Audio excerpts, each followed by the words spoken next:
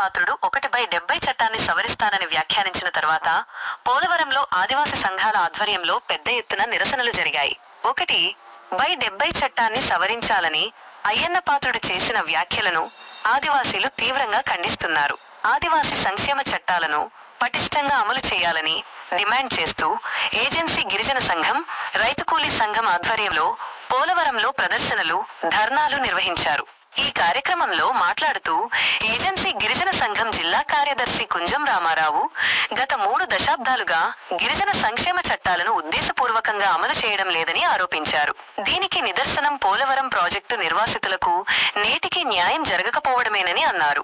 ఆయన మాట్లాడుతూ 1/70 చట్టాన్ని సవరించడం అంటే గిరిజనుల భూములను లాక్కోవడమేనని, దీనిని తాము ఎంతవరకైనా అడ్డుకుంటామని హెచ్చరించారు. రైతు కూలీ సంఘం రాష్ట్ర కార్యదర్శి వెంకటేశ్వర్లు, రాష్ట్ర ప్రభుత్వం గిరిజనుల పట్ల నిర్లక్ష్యంగా వ్యవహరిస్తోందని విమర్శించారు. గిరిజన ప్రాంతాల్లోని ఖనిజ సంపదను దోచుకోవడానికి ప్రభుత్వం కుట్ర చేస్తోందని ఆయన ఆరోపించారు. ధర్నా అనంతరం ఆదివాసీ సంఘాల నాయకులు పోలవరం తహసీల్దార్కు వినతి పత్రం సమర్పించారు. కుటుంబాలకు ఇవ్వండి, వాళ్ళు వీళ్ళని పరిపాలించేలాగా ఉండాలని. ఇది ఈయన బీజేపీ, ఆయన ఇంకొక ఆయన బీజేపీ ముఖ్యమంత్రి మొన్న రాజీనామా చేశారు. వీళ్ళందరూ బీజేపీ వాళ్ళే. బీజేపీ ప్రభుత్వం, బీజేపీకి ఉన్నటువంటి ఆర్ఎస్ఎస్ ఇలాంటి విధానాలు ఆదివాసీలకు హక్కులు ఉండకూడదు, ఆదివాసీలకు రక్షణ ఉండకూడదు, ఇలాంటి విధానాలు వస్తున్నాయి. వాళ్ళకి పదవులు ఉండకూడదు, బాధ్యతలు ఉండకూడదు అనేది ఈ రకంగా వస్తుంది. కాశ్మీర్లో 370 ఆర్టికల్ని రద్దు చేస్తే అది ఎక్కడో జరిగింది అనుకున్నాం. ఈరోజు ఆదివాసీలకు అండగా ఉన్నటువంటి 170 చట్టం, 370 ఆర్టికల్ 2 ఒకటే. అక్కడ కాశ్మీర్లో స్థానికంగా ఉన్న వాళ్ళకి తప్ప బయట వాళ్ళు వచ్చి భూములు కొనకూడదు, బయట వాళ్ళు వచ్చి వ్యాపారాలు చేయకూడదు, బయట ఆఖరికి ఆ ఊర్లో ఒక ఫోటో కాదు అక్కడ ఏమి చేయకూడదు. ఈరోజు అక్కడ ఉన్న ఆర్టికల్ని రద్దు చేశారు. ఇక్కడ అలాంటి పరిస్థితి ఈరోజు ప్రభుత్వం తీసుకొస్తాం.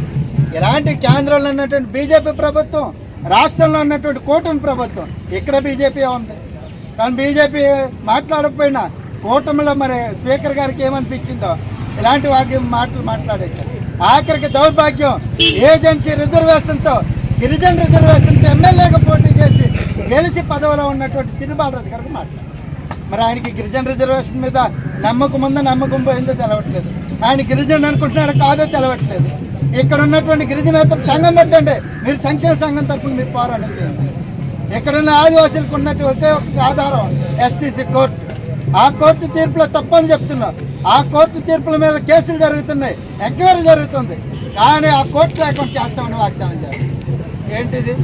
ఈ ప్రాంతంలో 2004 సంవత్సరంలో అప్పుడు ఉమ్మడి ఆంధ్రప్రదేశ్లో గిరిజన సంక్షేమ శాఖ మంత్రి రెడ్డి నాయక్ గారు పరిశీలన చేశారు. ఆయన అసెంబ్లీలో ప్రకటించారు 55,000 ఎకరాలు గిరిజనులకు సంబంధించినటువంటి భూములు అన్యాక్రాంతం అనేది 170 భూములే. ఈ భూములు వాళ్ళకి కట్టుబడి ఇవ్వడానికి ప్రయత్నం చేయండి ఆయన అసెంబ్లీలో ప్రకటించారు. మరి ఆ 55,000 ఎకరాల భూములు ఈరోజు 170 ప్రకారం ఆ భూముల్లో పేదలు ఉన్నారు, కొంత అన్యాక్రమితమైన ఉన్నాయి. ఆ భూములకి ఎస్టీసీ కోర్టు ఉంది. సంఘాలుగా మేము పోరాటం చేస్తాం. ఆ కోర్టు లేకపోతే భూముల మీద విచారణ ఎవరు చేస్తారు?